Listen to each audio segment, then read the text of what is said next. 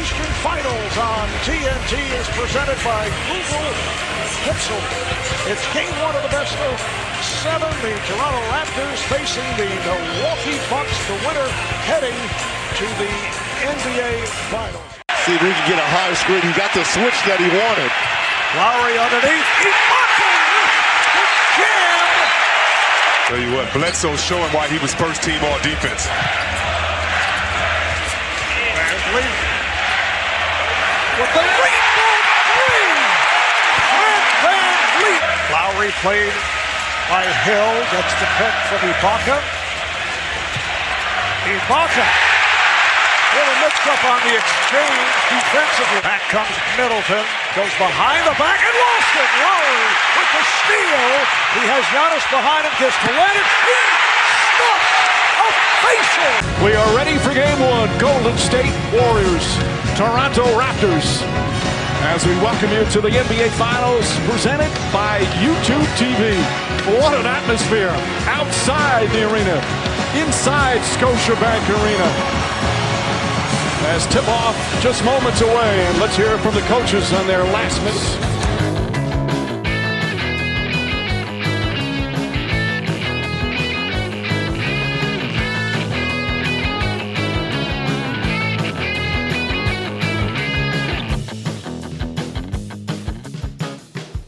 Sportsfeld! It is Sportsfeld Storytime. We're looking back to 2019. When we last left off, Kawhi Leonard had just made history with the greatest moment, the greatest single moment in Toronto Raptors history, hitting the shot against the Philadelphia 76ers. We were feeling the buzz on that for a long-ass time, and around the corner was the Milwaukee Bucks. It was Giannis, who at this point I think we still thought was coming to the Raptors in the not-too-distant future, but Giannis and Antetokounmpo and the Milwaukee Bucks, they were very good. 60 and 22 coming into the series through the regular season. How did you feel going into the series against the Bucks? I felt amazing. Yeah. I thought it felt kind of like we got past the Sixers and then the Bucks were kind of let Giannis get his. And then other than that, they'd be fine. And I was also pretty confident in Marc Gasol and Kawhi being able to shut Giannis down, which yes and no, I guess. But I felt great about the series until about 4 minutes left in the fourth quarter of game one. Yeah. Raptors would lose game one of this series 108-100. Giannis, it was pretty darn good. He was really, really good this year in total, but he had 24 and 14, 3 blocks, 2 steals, 6 assists. Brook Lopez had 29 points. We were smoking them in that game too, and then it was very Raptors in a game one again, which after the Kawhi shot kind of felt like a letdown. Yes, a 32-17 fourth quarter for Milwaukee, cracked away the win. And I remember at the time it sort of felt like it's going to be really tough to get wins against the Bucks. So blowing a big lead in the fourth quarter, it's like you have to win 5 games. I think it was sort of the way that it felt. Yeah, it felt like a real missed opportunity to steal home court because, the Raptors are going to be good in Toronto. They just are with that crowd, but not being able to steal home court as the underdog sort of already felt like a real, oh boy. Yeah. And then game 2 happened. And game 2, they get smoked. Oh boy. 125-103. Other than Kawhi, who will always get 30 points no matter what's going on. Really nothing going on anywhere. Total domination. The worst nightmare. 30 and 17 from Giannis. Just complete and utter wall-to-wall domination. This was probably the nadir of the rest of this Raptors run. Yeah, I feel like I felt lower about it after the game 3 in Philly. I think that was even down. I definitely thought they were going to lose the series at that point, but it did. I don't know. I wasn't being as we said, the Raptors are a very good home team in general, and generally a good home team in the playoffs with that Raptors crowd. And so being down 0-2, but having the next in Toronto didn't like being down 2-1 to Philly with game 4 in Philly felt more worrisome to me than being down 0-2 to the Bucks with the next 2 in Toronto. Series doesn't start until the home team loses, Jake. Exactly. And I remember I watched that game in a bar and like the mood was pretty low because of it, but it wasn't what you would have thought with the Raptors getting smoked in a game 2. Yeah. I think that's fair. I think I was pretty convinced that they sort of were out of options. But oh boy, game 3, Giannis only scores 12 points, 12 and 23, but only 12 points. A legendary game. Kawhi Leonard, I mean, on their absolute backs, 36 points. It goes to double overtime. You were absolutely right. Legendary games. Kawhi, 36. Pascal, 25. Kyle Lowry fouls out of this game. Norm Powell with 19 fouls out of this game. Obvious to look back on now, but it really did. At the time, it felt like if they lost this, that was it. And oh man, double OT.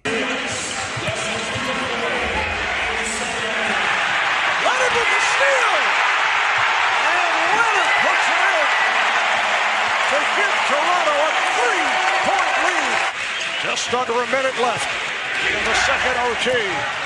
Lopez to the ball. Oh, it's rejected by Siakam.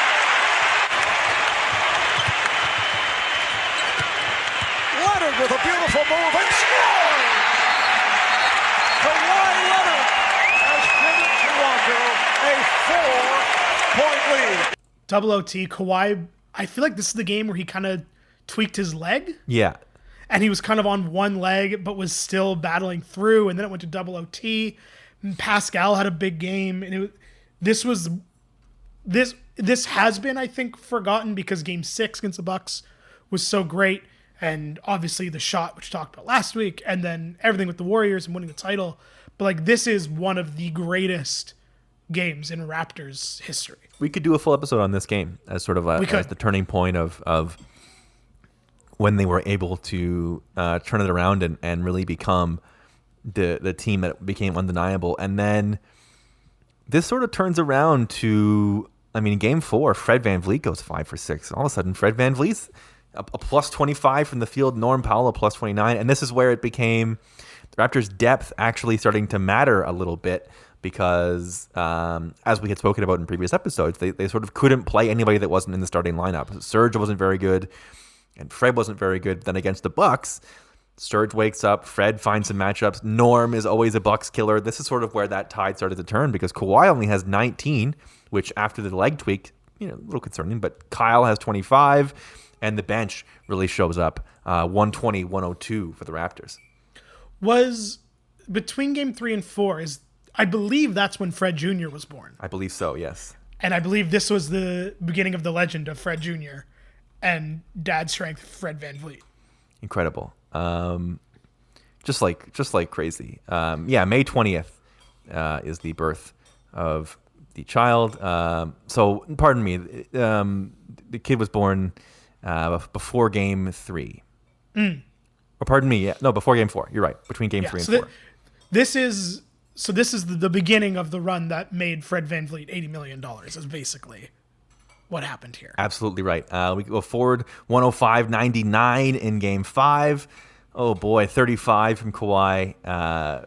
Just like you almost run out of things to say. But this is like, you talk about momentum. Now that's like the previous game they had been complaining about Drake's antic courtside. That's right. It was like anything but talking about how the Bucks were about to choke away this series became like the top thing in the world. And this was maybe Coach Budenholzer sucks. This is all the little things that are continuing to eat away at the Bucks.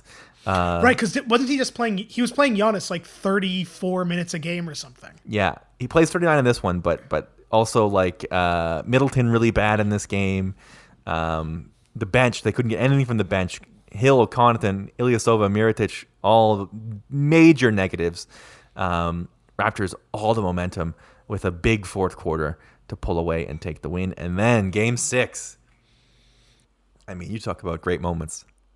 I will go on record and say that this is the most fun game in Raptors history. Wow. The sheer joy on the Kawhi dunk, you know the one I'm talking about. Yes, of course. Like, nothing had... No, like, the shot is one thing. Because that's, like, to win the series. And so I wouldn't necessarily call that fun. That was just, like, incredible. And, like, is 1A Raptors moment, single play moment. Mm-hmm. But the dunk to just sort of end the Bucks, Lowry's starting with a Kyle steal to begin with, because all things at this point we're starting with Kyle Lowry. Starting with a Kyle steal, the awareness of Lowry, and we talked about this on the show after this game, about the idea of 2 points not just being 2 points. Right. And the awareness that, like, Kawhi's behind... Lowry could have easily just laid that in. Or, like, gone for contact. But the awareness that Kawhi's behind him at full speed, ready to dunk on Giannis. At the end of this, like, whatever it was, like a 23-5 run or something like that. That is... Like, the bar I was in watching this game, that was a level of delirium for a mid-game play that it was like bat flip level. Mm-hmm. Like, that dunk just was like, I'm just smiling thinking about it. Oh boy, it's hard to believe this is the world. This is the way it was, but Truly. The Raptors would win, and then awaiting them, the Golden State Warriors. Kevin Durant had not played since earlier in the playoffs, and I remember you talk about surreal. The watching with my wife at home, an NBA Finals intro, an NBA Finals pregame show, the NBA Finals being in Toronto. What a feeling, and like what an unbelievable thing to like have witnessed. It really was like super incredible in the moment.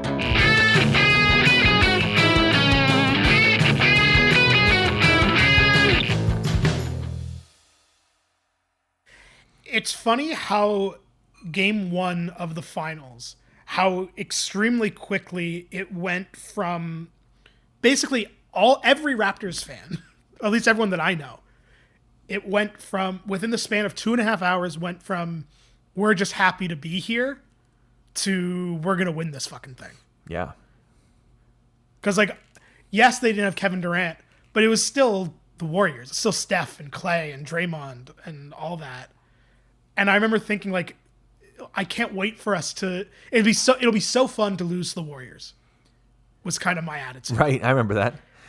And then they win game one. Yeah. And, like, handily. And it was like, oh, maybe we're gonna do this thing. Like, I remember watching that game, and I think Fred hits some, like, 4-bounce 3-pointer to go up 10 with, like, 3 minutes left or something. And it was like, oh, we're going to win. It was like, oh, we're going to be 3 games away. And it went very quickly from like, no, let's do this thing. 5 to shoot. Leonard sees the double team. Van Fleet going to have to hoist it up. That's a 2-pointer. Oh, he banks it in!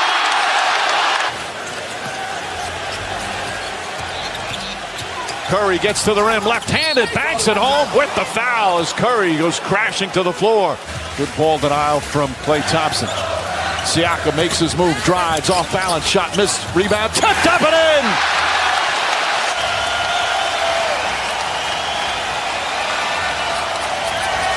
Lowry for 3. Bang! The Raptors, in the franchise's first appearance in the NBA Finals, get the victory here in Game 1.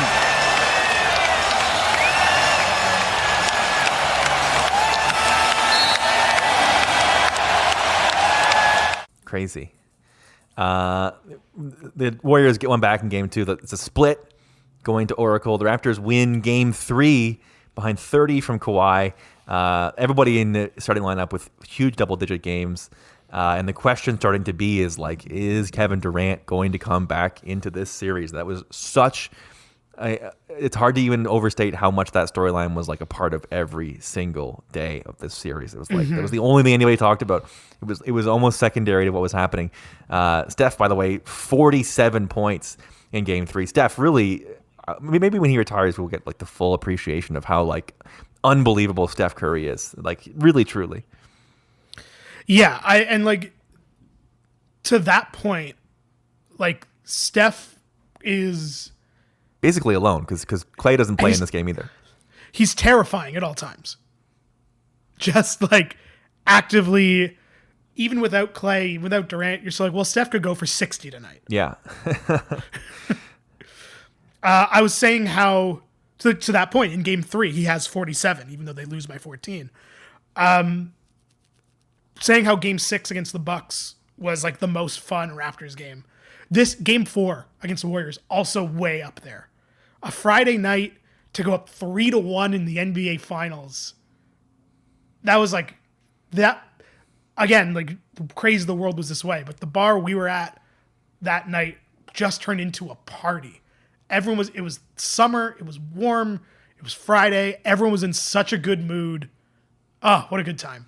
What a good fucking time this was. 36 and 12 from Kawhi, 20 from Serge. Serge really huge in this series. We almost haven't touched on it, but he made some big plays against the Bucks and made some huge. He was huge in this series against the Warriors because the Warriors could not play any big man. They couldn't play Cousins. They couldn't play Looney. They couldn't play Bogut.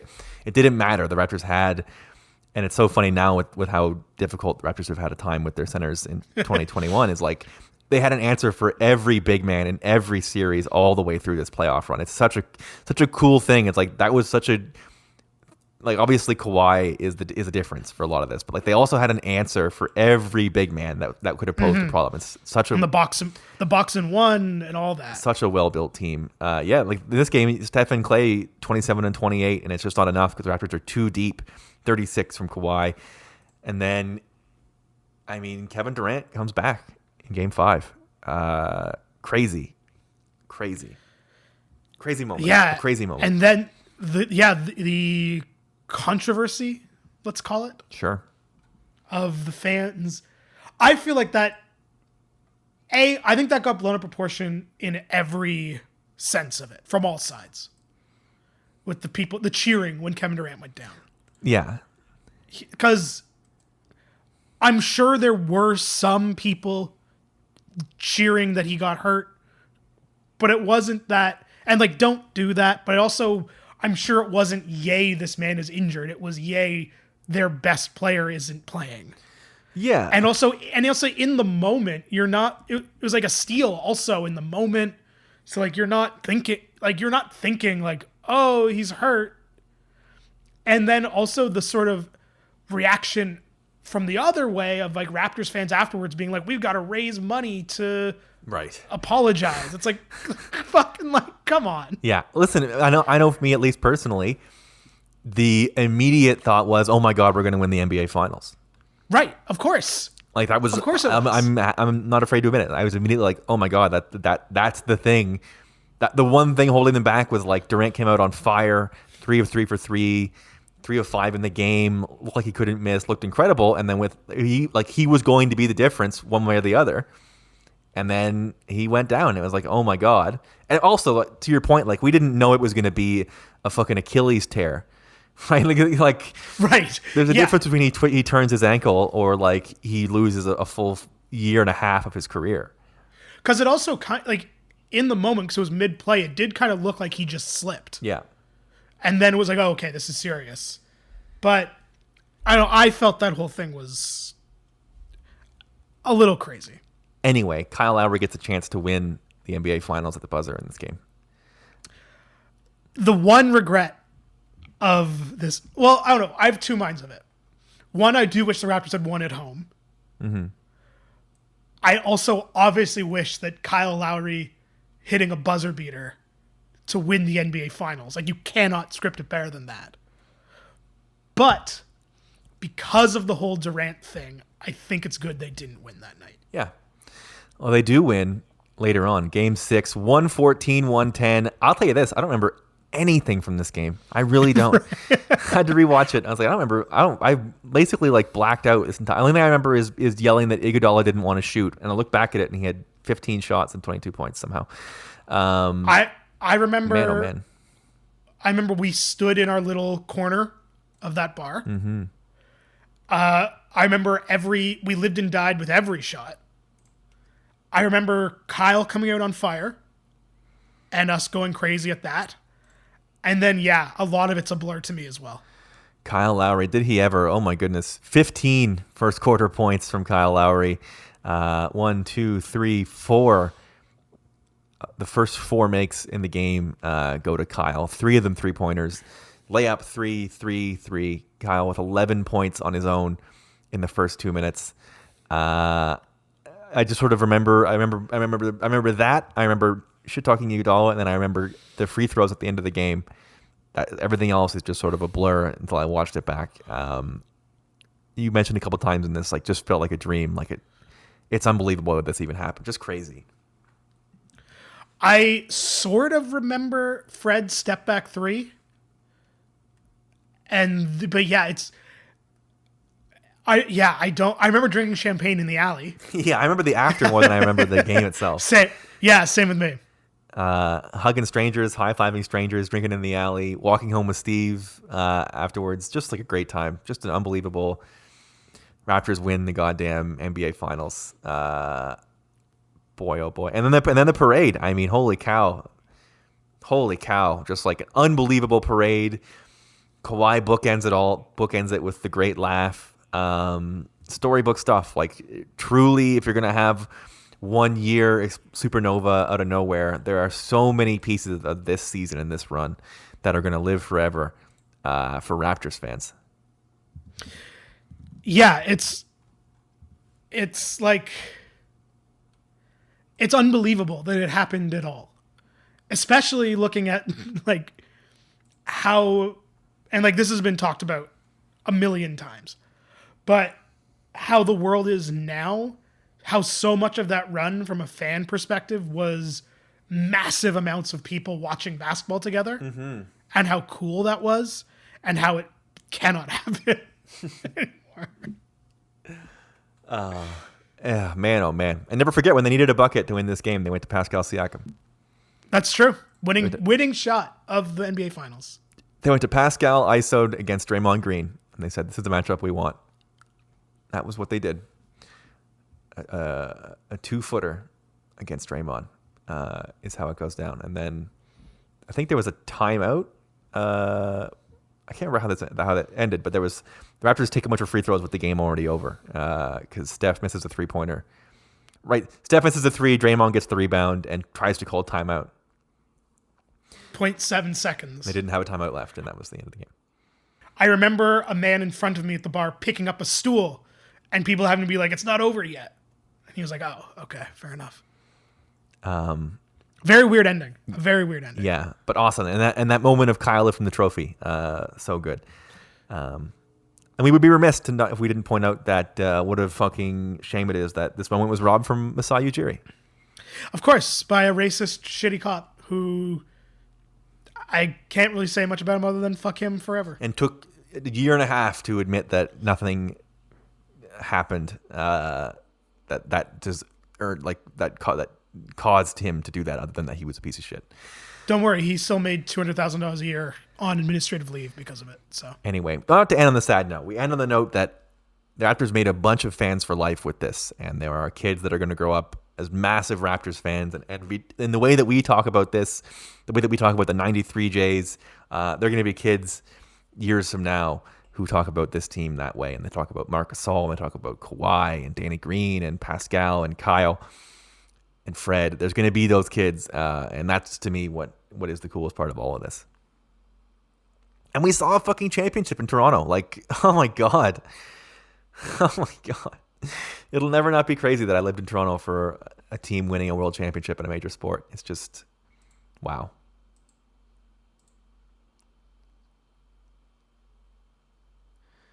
Crazy. Okay.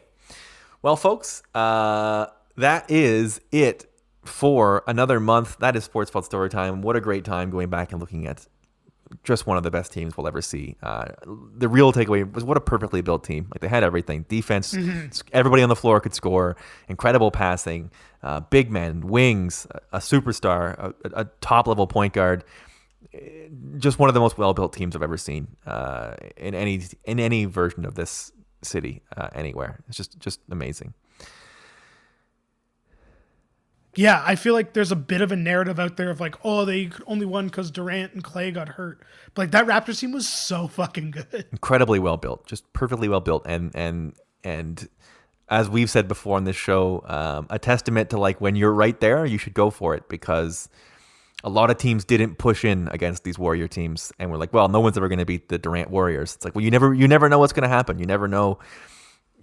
When you get a chance to have that door open, you have to take it, and the Raptors did, and they won the title, and that's what it's all about. So that is it. If you have an idea for the next version of Sportsfeld Storytime, let us know. We will get to just about anything, because we are open to ideas. We have so much that we've talked about and so much more to talk about. Just put it in the Discord. We'll check it out. So we will talk to you then on an all-new episode of Sportsfeld.